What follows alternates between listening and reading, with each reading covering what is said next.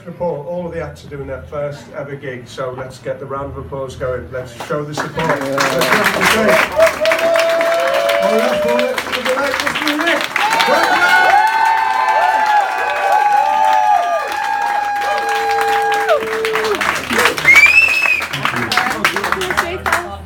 Just shift this out of the way. Hang on a second. This is going to be very different from the last one. I was going to dance, but I fucked my back. Because I'm 54 years old. I'm not a youngster anymore, I'm sure. But basically, I thought this stand-up comedy course, I hope you enjoyed it all. I've sort of enjoyed it a lot. People were saying to me, you should get out of your comfort zone, you should do something different. What? I like being fucking comfortable. What's wrong with being comfortable? Why get out of your comfort zone? But I did it. I signed up for the course, went home, told her indoors, some of you know her indoors. I said, I've signed up to a stand-up comedy course, and she laughed. But fucking hell, I'm a natural.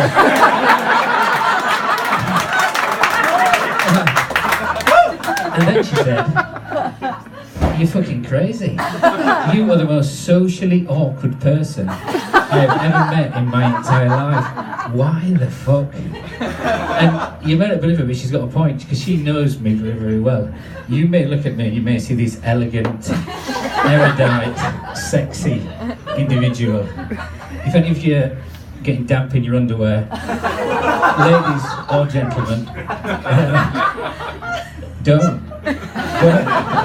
Because you've been deceived. I'm not the real deal, honestly. You look at me, you look at the way I'm dressed, you can see this really smart jumper, beautiful shirt. It's a fraud. There's no shirt. There is no shirt. Apology if anybody saw a bit of side belly there. Somebody left to clean the seats in the morning, I thought. I'm a fraud. I am. This shumper, as I like to call it, is a metaphor for my life. My wife said to me, she said, you're like an empty shell on the beach, you're decorative, but you're just fucking empty, there's nothing to you. Well, today this hermit crab is going to occupy that shell, because I see this as therapy. I see this as being able to talk about things I've never talked about before. I'm going to live life with your help, if that's all right. I'm going to be gentle at first. I'm going to talk about something that's not going to worry everybody. Don't worry, we'll get in there gently. I'd like to talk about my foreskin.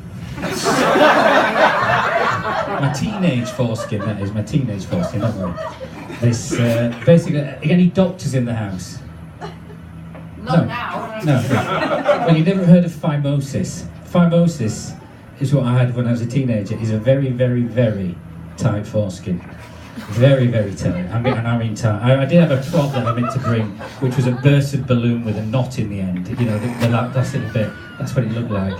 Imagine Silky trying to put on a roll neck sweater. He can't get his head through the end. That's it, exactly. Exactly like that. And it's a private affliction. It's private, especially if you're unlucky in love, which, believe it or not, I was. But it does have a public interface, and that happens in a toilet. In a toilet, and a public toilet, nightmare. You know when you're a kid, and you put your hand over the tap, and you turn the tap on full blast, and the water went fucking anywhere. That's phimosis. You stand there in the toilet, and you have no control over which direction. If the holes aren't lined up precisely, it can go anywhere. You've got bloke standing next to you. This is Sheffield in the 1970s.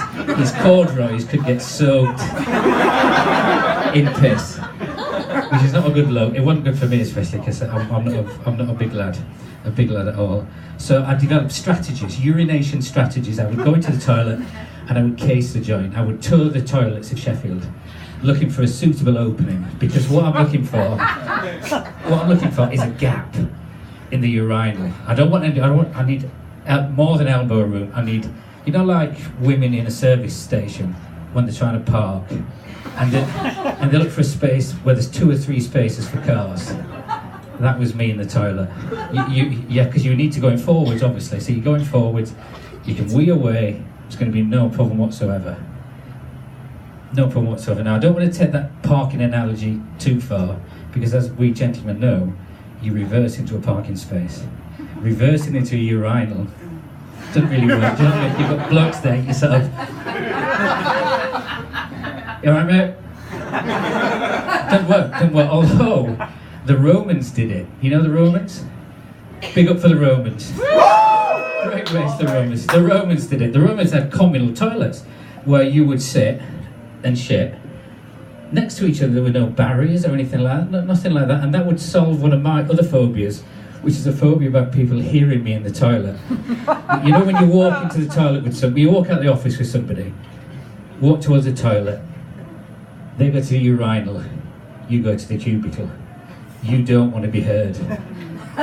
Because they know you're in there.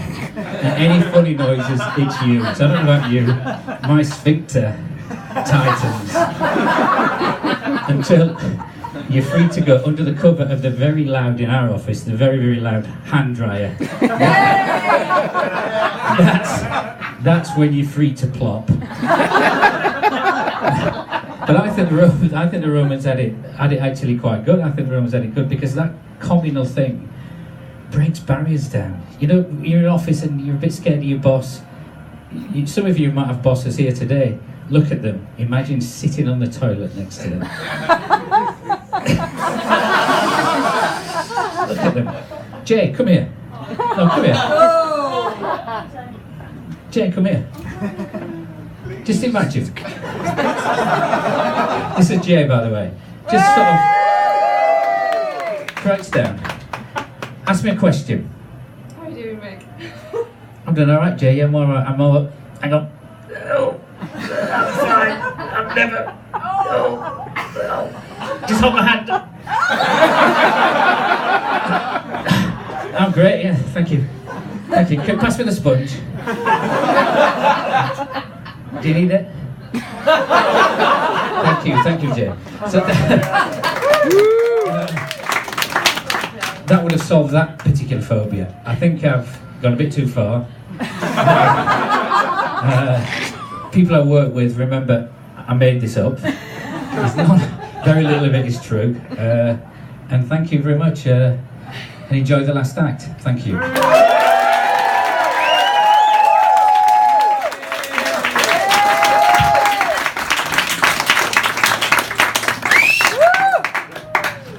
Ladies and gentlemen, the sexual tornado, Mr. Rick Goodwin.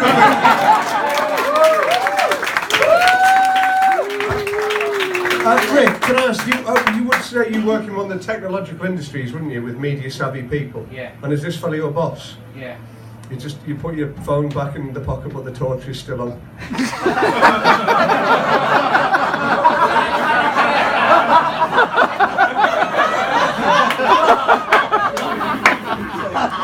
But he looked, ladies and gentlemen, and that is enough to make him worry for his next 360-degree appraisal.